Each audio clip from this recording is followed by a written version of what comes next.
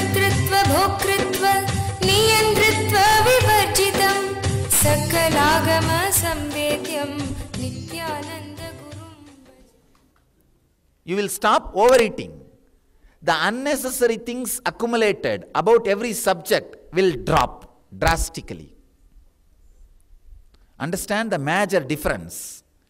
Our mind always plays the game. No. If I am saying for everything, what will happen to my life? It will only become much better. You don't know. It will only become much better. Try. I'll answer your questions. Try just for a few days. Just for a few days. Make this unclutching as lifestyle. You see, I am using a decent word, unclutching. If I just say, it looks a little unsacred. But that is practical. It looks a little undivine. It looks a little unsacred. What is this? 4 days we sat. In the end of the day, he is telling, And you go to the house. Wife asks, what did that Swami teach? Your manager is asking, what did you do in the 4 days meditation workshop?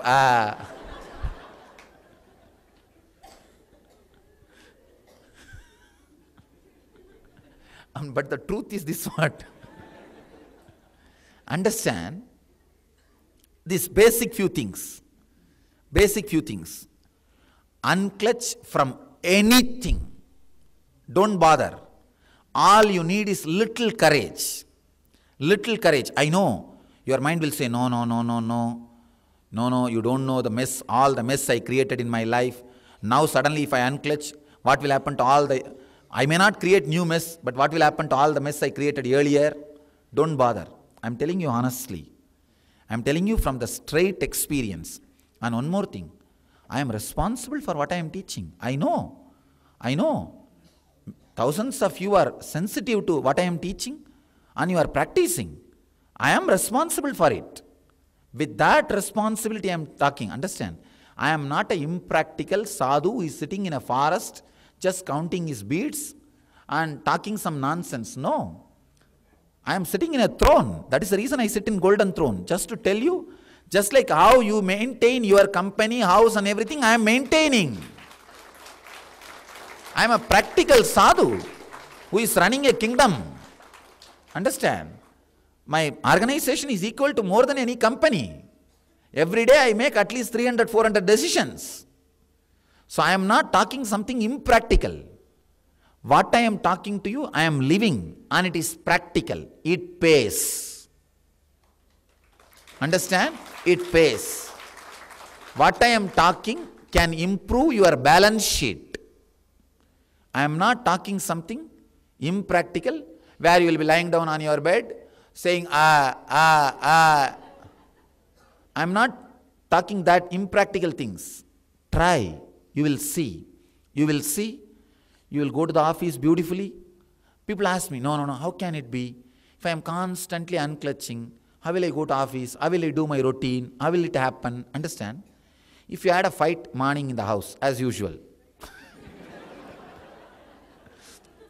You see, whole day, your mind will be planning, thinking, preparing your reply, and it will be depressed, heavy. Whole day you will be doing the job, but you will be doing your job, office work. Am I right or not? When you can be depressed and do your office job, why can't you be liberated and do your office job? Simple logic. When a part of you can be depressed and continue your office job, why can't part of you be unclutched and continue the same office job? It is possible. We never tried. It is possible. We never tried. Understand? Even if part of you is depressed, tensed, planning for your evening fight, you are doing your job. You are doing your office job. You are making decisions. You are doing all your work. Everything is going smoothly. Everything is handled. You can see many times. You will sit in your car, drive more than half an hour. Only when you reach your office and switch off the car, you remember you drove for half an hour. You only took right, left, gave brake for the signal. You did everything. Pressing the accelerator, taking right turn, left turn, pressing the brake for signal. You did at least 200 things. Only when you switch off the car in your office, parking lot, you just remember, oh God, half an hour you drove. Half an hour you drove. How many of you had this experience in your life? Then you are already master. You have mastered the art of unclutching and driving. Then why should you have fear? 3 hours of your life, 24 hours, if you remember this and come back to your center, actually, when you unclutch, please understand, just understand that first. See, now, whole thing is, now what I am talking in this NSP, like this 5-6 NSP initiations I have put in YouTube. Sit with YouTube. Now, don't waste time in taking notes, you will miss it. 5-6 different versions of my initiation is in YouTube. Watch. Now understand, internalize every point. Don't miss. Understand? When you unclutch and sit for a few minutes, you will have a kind of a awareness in this area. This area you will settle down. Below the heart center, above the navel center. That is the area you will usually feel like you are settling. All I am saying is, when you again and again and again unclutch in your whole day routine, whenever emotional tsunami attacks you, unclutch and come back. Whether your boss firing at you, or you firing at somebody, when you are imbalanced, come back. Come back to that center. Even if you come back and be in that center for 2 to 3 hours in a day, you will carry that flavor of unclutching whole day. All your decisions will be made out of that unclutching mood. All your decisions, your actions will be out of that Nirvikalpa mood. See, carrying that Nirvikalpa mood in your life is enough, you will be Jivan Mukta. You will be Jivan Mukta. Nothing else is required. Instead of carrying the depressed mood whole day, irritated mood whole day and working, I am just replacing that mood to this mood. Actually, what will happen, if you practice the replacing of irritation mood to this unclutching mood, within a month you will see, you just start rejoicing that unclutching mood. The time in which you stay in that unclutching mood will start expanding. The recovery time from any tsunami will start reducing. The first 10 days, the recovery time will be 2-3 hours. If you had a fight, it will take 2 hours for you to recover and come back to the center. After a month, it will be half an hour.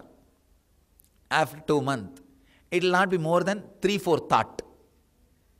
3-4 thought. Hey, all right, this is what, come on, get back, over. Nothing else. Recovery time, reducing the recovery time is Nirvikalpa Samadhi. Understand? I am making the whole thing practical day to day. Please understand, I am not reducing or diluting the strength of the truths. I am only making it practical. We always have a problem. If it is practical, it is diluted. No. I am not diluting. I am making it practical. I am making it very clear and practical. Every statement I made is Shastrokta, accepted by the Shastras. Every sentence I made, I can give you the support from the tradition, from the truths of Upanishads, from the Vedic truths.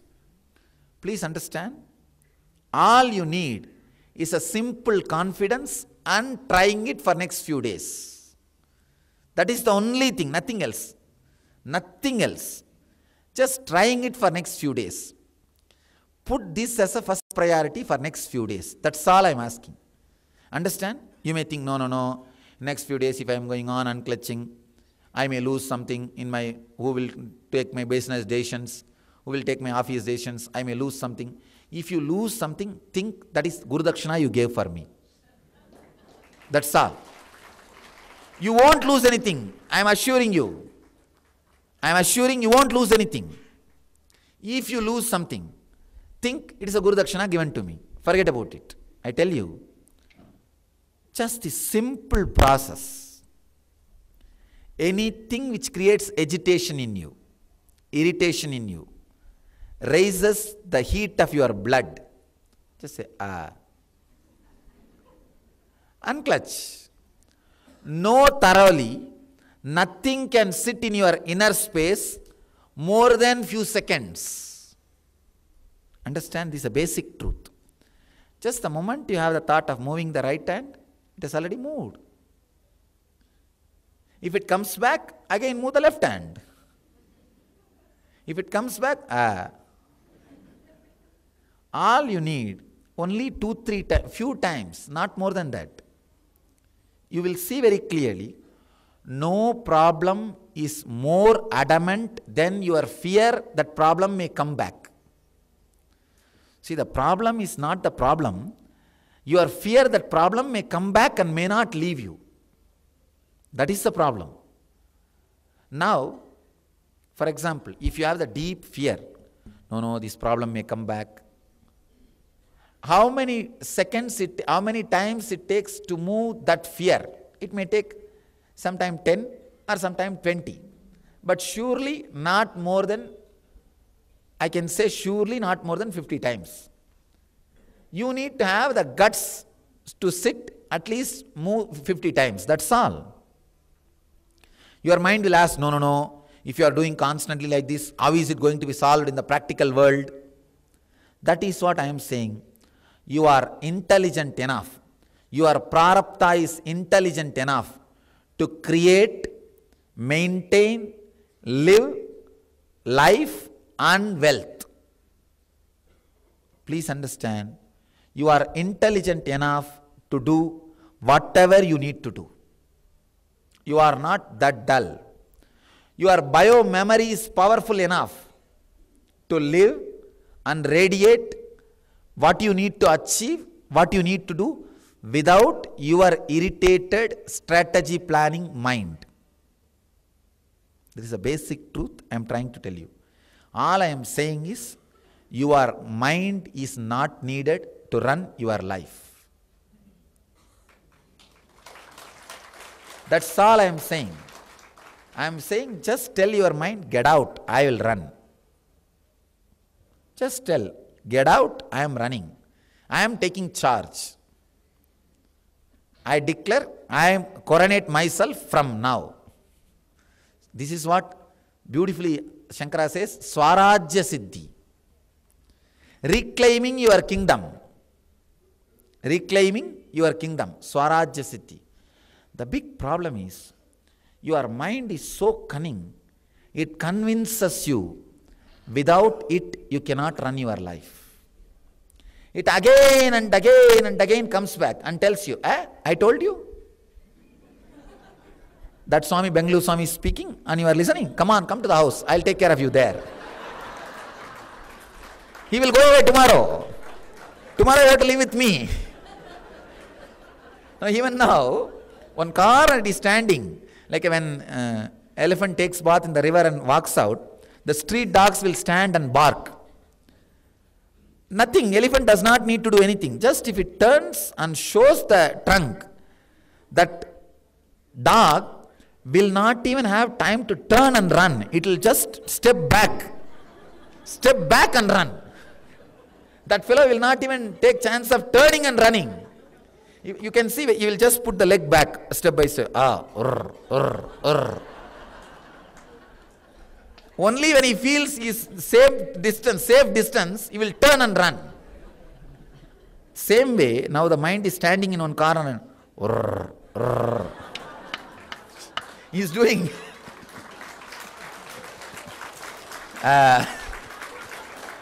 This Swami will go away tomorrow, I will talk to you tomorrow. And now I will keep quiet. Come to the house, and you cannot be sitting here all day, and he will go away tomorrow to Bangalore. That is what his mind is trying. It is trying all its best. See, it convinces you very clearly, you cannot run your life without it. That is where the problem starts. You have a strong feeling, no. If this mind goes, either I will lose all my wealth or name and fame, or the social credibility, all these things will be lost, or I may lose my balance. I may do all the chaotic things I want. No.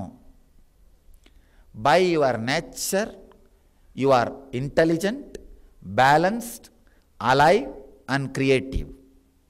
That is what I am saying. Trusting the prarabdha is trusting the self. Trusting your prarabdha is trusting yourself. Unless you trust yourself, you cannot trust the God. You cannot trust existence. Understand? The first trust you need to have is trusting you without the interference of the mind. I always tell people, people come and tell me, Swamiji, I don't believe in this meditation program. I can't come all this. You just tell me what service I can do for you. I tell them, I'm afraid of you. Please leave me. Escape from me. Or I should escape from you. I tell them. I always tell people, let me be served only by Jivan Muktas. Then I'll be safe and I'll be happy. Please understand, you also tell yourself, unless you trust you, you can't trust me. If you say, no, I am not interested in trusting me, enlightenment, all that, I'll trust you and do what you say. No, you are dangerous for me. You are dangerous for me. I have seen. I take care only people who meditate, feel connected, are living around me. I accept any money or any donation from them. If you are associated with our mission, you will know. Anything anybody comes and offers, first thing I will tell, meditate for 6 months, then I will tell. That's the first statement I will make. Because if you don't trust you without prarabdha, you cannot trust me or God. Be very clear.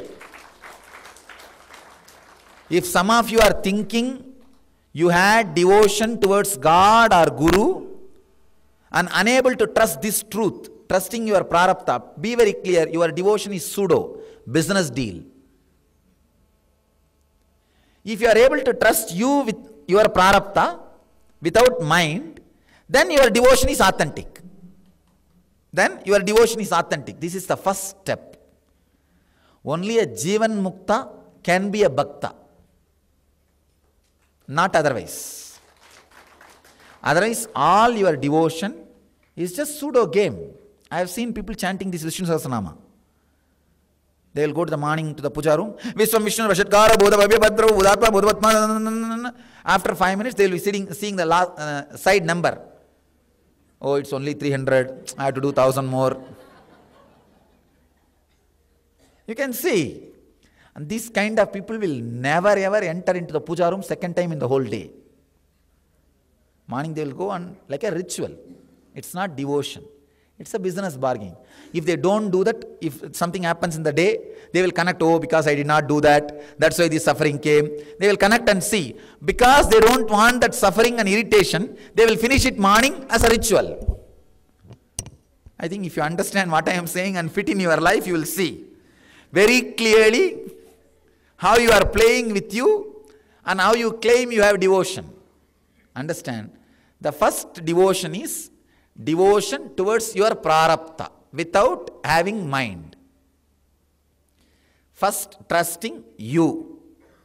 Next, trusting the cosmos.